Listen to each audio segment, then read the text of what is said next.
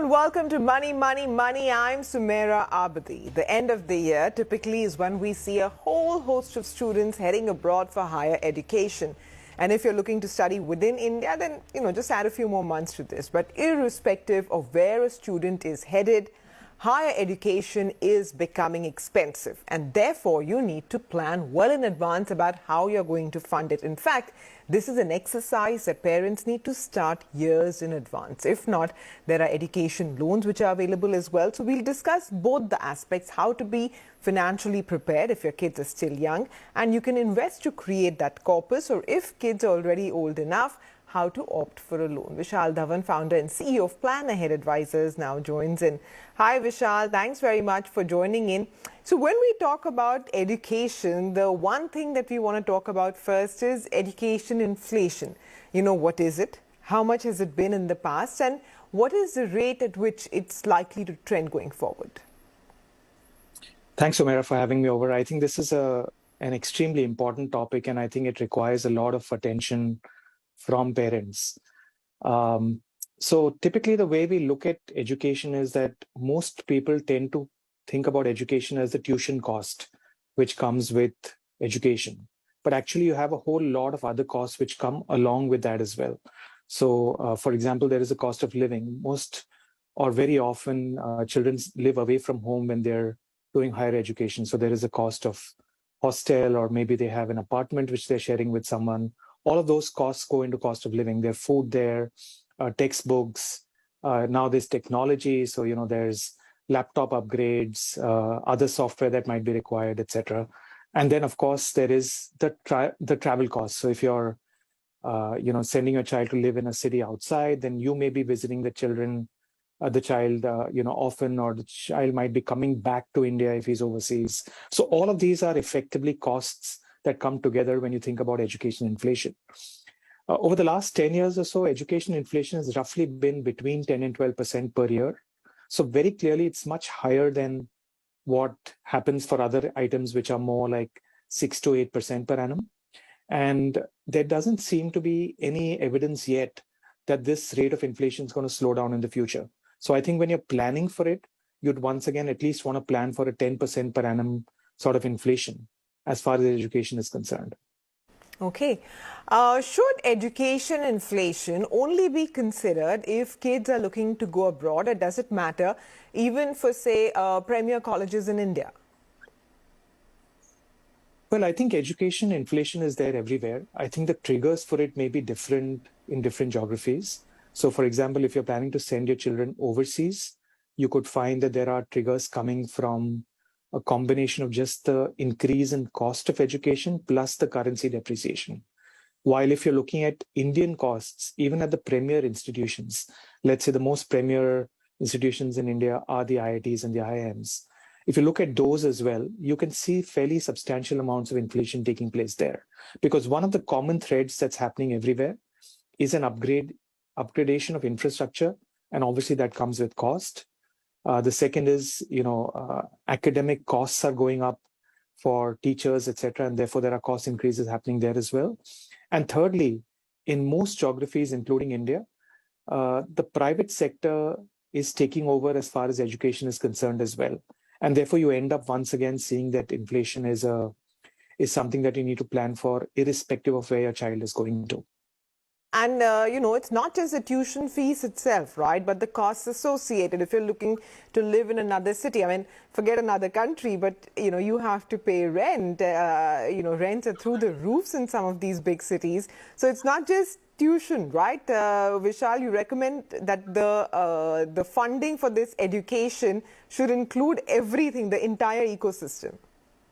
Absolutely. I think one of the great ways for people to plan for this is to actually go out and speak to parents whose children are actually, having higher education costs currently happening. And if they look at only tuition, they may be surprised at how small it is in comparison to all the other costs that are associated with it. Yeah, but would you recommend for those who are looking to save, like say somebody has a 10-year plus kind of a time horizon, the child plan that's available through mutual funds or insurance companies, is that recommended, or would you recommend a more diversified portfolio? I think one of the most important things when you're planning for education or any goal which is 10 years plus out is that you need a lot of flexibility, because it's very difficult to know exactly when you require the money, how much money will be required in which year, etc. And therefore, look for solutions that are flexible. I think that's where you'd find that, child insurance plans typically are not very flexible, because they very often, have a template which goes with it, which assumes that you will require the money at a certain phase, etc. As far as child mutual funds are concerned, they are very much like aggressive hybrid funds, which means that they have roughly between 65 to 80% of the money in equities and the balance in debt. And they do tend to have a minimum 5-year lock-in. Now, what happens is that if you're looking to invest in anything which has equities in it, as you get closer to the requirement of money, you want to be able to get more conservative, because you don't want to get hit by a sudden shock that happens when you require the money and find that equity markets have fallen just when you wanted to draw out of that. And I think that's why diversified strategies are actually very good, because in the initial phase, you can be aggressive, invest in equity because you have time in your hands, and you can therefore get potentially a higher return. As you get closer to the requirement of money, you start to move to debt. And also how much you pull out of those monies can vary depending on finally which course your child goes to and how you ultimately choose to fund it. Okay.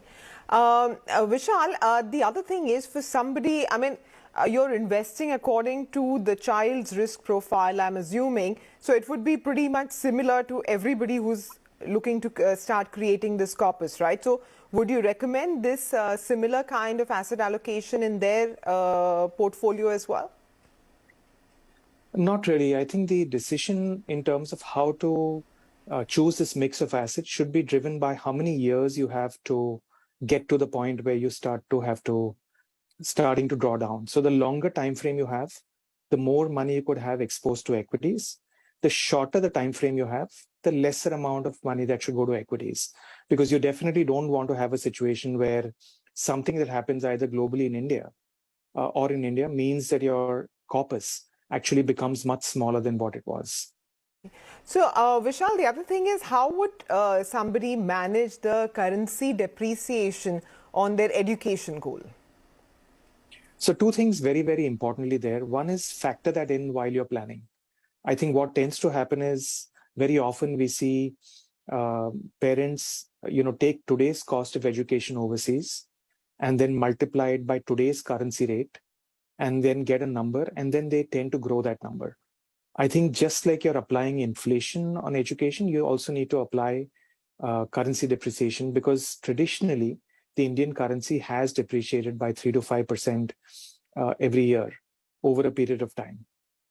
In addition to that, if you have time on your hands, you're starting off soon enough, then you definitely can take advantage of the fact that you can also buy international investments in India today. And therefore, you could be buying, for example, a dollar-based investment itself, which means that over a period of time, the currency depreciation may not be something that you have to worry about. You can only focus your energy around the inflation on the education itself. Okay. With that, we're going to take a very quick break. Vishal stays on with us. And on the other side, we'll talk about how to go about if you need to take an education loan. Stay tuned. We'll be right back.